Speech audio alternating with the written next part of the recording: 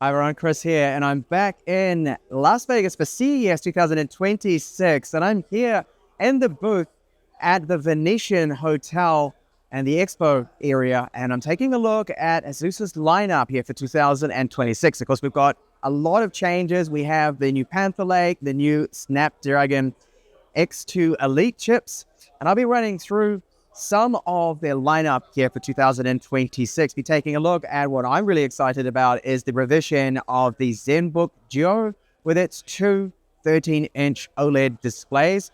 We have the ProArt GoPro edition, the ProArt PZ13, and I'll be taking a look at the Zenbook A16 and the A14 in this video. Okay, so starting off first here with the Zenbook DUO. So this is the new refreshed model, and it has the Panther Lake chipset in there. So we are talking about that new Ultra X9 series. Processors are big performance gains. One of the big ones is about 103% GPU performance with its integrated graphics there. So they've made some big changes with the screen. This is the big one that you'll notice straight away, because before we used to have that gap there. Now they've managed to slim this down 70%.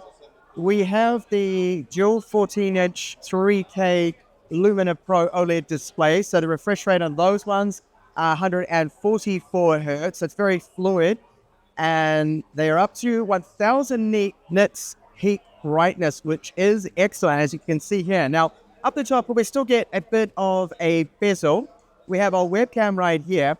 And the keyboard, you can remove this completely. Now, the weight's excellent. It's 1.65 kilos. Now that is for the whole thing. So the keyboard and everything with your travel weight. Now if you remove that keyboard, it's 1.37 kilos. So great weight reductions here. Now the pogo port pin connector here for that keyboard, as you can see, is now flush. So when it gets close, what happens is the pogo port pins actually pop out and that sticks on, and you can use it then like a normal laptop.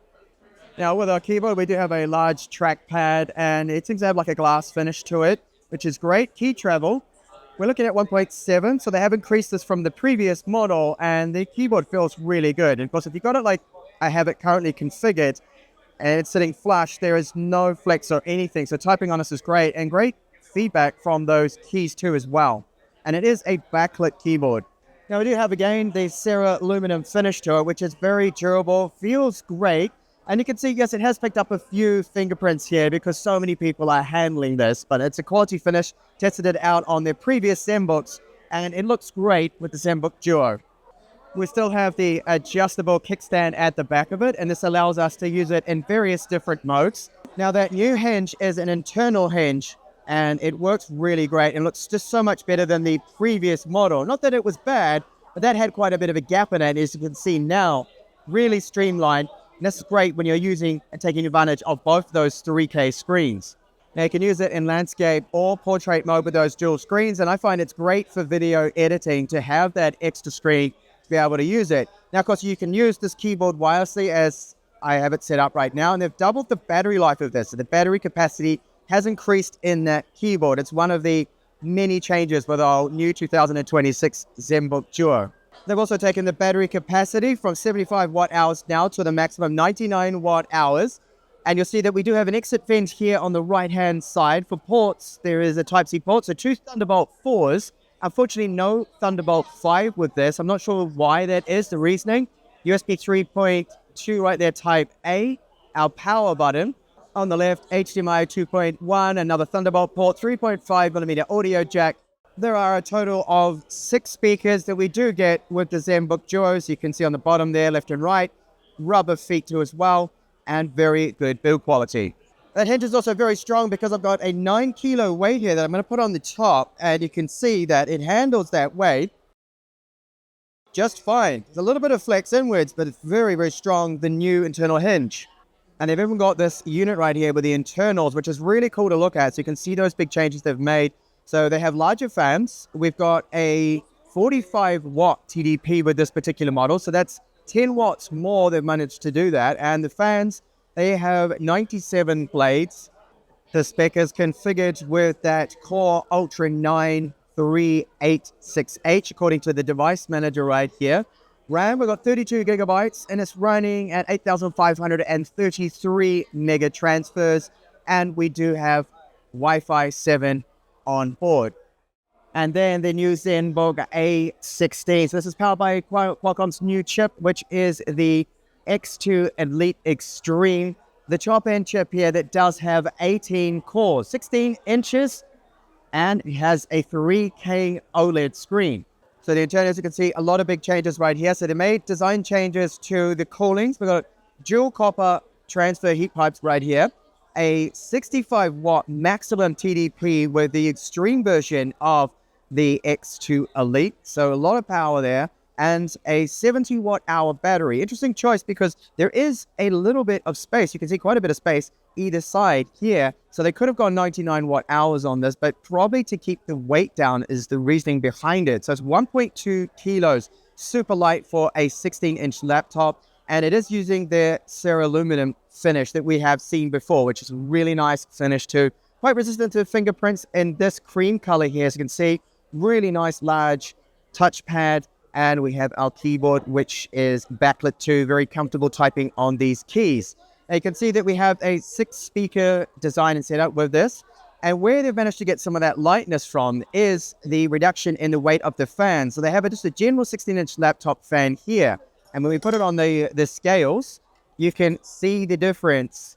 And there's a massive difference just me touching them now on that weight. So that's a typical 16-inch fan. We put on the Zenbook A16's fan, and a look at that difference in weight. And even the keyboard, they managed to make some changes with the keys. So the weight of, say, a standard laptop's keys compared to the A16's, the Zenbooks, there is a big difference. They managed to get more weight reductions there. So just making it super light at 1.2 kilos for a 16-inch laptop is quite phenomenal. Now the screen is 16 inches, as mentioned before. 120 hertz is the refresh rate. Brightness goes up to 1100 nits, and it is a Lumina OLED touchscreen, so it looks very good. Now the bezels right now, that is not the bezels what they do look like, because we've just got this presentation spreadsheet up, which is 16 by 9. But here you can see now our bezels looking very good, very slim, and it is touchscreen, which is really great to have. Something, of course, that MacBooks don't have, and I love using touchscreens. Once you get used to it, it is very good. So let me run through the rest of the design here. You can see we have a full-size SD card slot, Type A on the right side. There is Wi-Fi 7, and we have 2 USB 4s, Type-C ports here, HDMI 2.1 and a 3.5 millimeter headphone jack. So it's certainly not lacking on ports, which is great. And look at that large touchpad, which does support gestures. An excellent build quality. The full chassis is using aluminum, and if you look closely at it, you can see like a little bit of a texture to it, and this is embossed into the lid there, the ASUS Zenbook. So it is a very sleek looking laptop. Now on memory, let's take a look at our speeds here we do get with it. So you can see this is really fast. This goes up to 9600 mega transfers. Now, it looks like they have some RAM that is dedicated to, it looks like, to the GPU. Wow, no, hardware reserve is only a very small amount. So this configuration looks to have 48 gigabytes of RAM, which is a little bit odd there. And I can see that when I look under the CPU information here, that it is that, of course, the X2 Elite Extreme, and it is the X2 E9 4100. And it's telling us there that a clock of 4.72 gigahertz. Unfortunately, I can't run any benchmarks right now in this current environment, but that will be up and coming with my full review of the Zenbook A16. Now, gaming is one area that I criticized on the previous generation with the A14 that I did review, and that it just wasn't, I felt, the GPU performance good enough, and there's a big promised improvement in that, which of course I'll find out with that final review once I do have that published and I can actually properly test it out. But they do claim that Qualcomm, that the gaming performance has greatly increased. Now, if you wanted something that was a little bit smaller, better for travel, then we have the refresh here of the A14. So the A14 super lightweight. This is 990 grams, so quite a bit lighter than the 1.2 kilos we get with the A16. It has the full aluminum finish to it as well, the backlit keyboard there, and our screen is another OLED. Now, the resolution on this is full HD, so it does take a bit of hit on that resolution. It's not a 3K display like the A16, but that will help with the battery life. And we do get the Snapdragon X2 Elite, but this is not the X2 Elite Extreme. This is a slightly lower end version, but it still has the 80 cores on it, which is excellent. And the NPU can put out in total 80 tops with it, and a 70 watt hour battery, good for, they claim, 33 plus hours of video playback. Wi-Fi 7 on board with it too as well, which is great. And we do get plenty of ports, as I'll quickly show you now. A Type A USB 4 port on the right hand side, 3.5mm audio jack, 2 Type-C USB 4 ports, and an HDMI full-size port. Large touchpad, and we have infrared with the full HD camera there at the top. So that's going to be great for video calls, and you can use Windows Hello to log in. So that is the A14, Zenbook A14, and the ASUS ProArt. So this is the GoPro Special Edition here of the PX13, and you'll see that you can get a case for this. So it's GoPro themed. Looks really great, the hard case for it. And this is powered by that very powerful APU. So we're looking at the AMD Ryzen. This is the AI Max Plus 395. So that has 50 tops with that NPU. And its GPU performance is similar to that of, say, a discrete graphics, something like the 5060. I remember that kind of, or the 4060 in terms of performance, which is excellent. And you can see that it's nice and compact and small. And then you look at the ports here, so we've got plenty of ports on the side and a micro SD card slot. So perfect that you can just take that out of your GoPro and start editing your 360 footage, for example. The screen is a beautiful, fully laminated, of course, touchscreen that is an OLED. Now, it is a 3K screen, so plenty of resolution there for editing those files you may have with your GoPro. And just a quick look through here at a few settings that I can bring up to show you with that display. We'll take a look at the resolution here. So you can see it's 2880 by 1800 is the resolution there. And the scaling at the moment, someone set this, I believe, to about 300% or something. So it is quite large. Now, we do have Storybook here, so we can import that footage. And of course, they are working together with GoPro on this to streamline everything. So you can bring over that footage there. You can upload your footage into the cloud too as well with that, and it's going to help things out. And you see here we have all the my ASUS settings that we've seen before and covered with previous models. Now, backlit keyboard for a 13-inch, I think they did a reasonably good job with it. Backlit and good size keys, but good amount of travel to them.